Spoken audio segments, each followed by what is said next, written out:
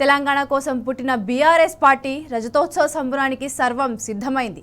చరిత్ర మరవని పోరుతో స్వరాష్ట్రాన్ని సాధించిన కేసీఆర్ మరోసారి తెలంగాణలో విప్లవ స్ఫూర్తిని రగిలించేందుకు సిద్ధమయ్యారు. దగాపడిన తెలంగాణ గులాబీ దళపతి కోసం ఎదురు చూస్తున్నది. రాష్ట్రంలో నెలకొన్న పరిస్థితుల నేపథ్యంలో బీఆర్ఎస్ మహాసభకు లక్షలాదిగా జనం పోటెత్తుతున్నారు. ఎల్కతుర్తి వేదికగా జరగనున్న ఈ మహాసభ కోసం బీఆర్ఎస్ ఘనంగా ఏర్పాట్లు చేసింది. స్థానిక రైతులు స్వచ్ఛందంగా ఇచ్చిన 1,000-2,013 ఎకరాల స్థలంలో తాత్కాలిక ఏర్పాట్లు పూర్తయినాయి. ఇందులో 154 ఎకరాల్లో మహాసభ ప్రాంగణం ఏర్పాటు చేశారు. దాదాపు 500 మంది కూర్చునేలా గులాబీ రంగులతో సభావేదికను తీర్చిదిద్దారు. వేదిక పక్కన కళాకారుల ఆటపాట కోసం ప్రత్యేకంగా స్టేజ్ ఏర్పాటు చేశారు. ఈ సభ కోసం రాష్ట్రం నలుమూలల నుంచి 50,000 వాహనాలు వస్తాయని అంచనా. అందుకు తగ్గట్టుగా 1,059 ఎకరాల స్థలంలో పార్కింగ్ ఏర్పాటు చేశారు.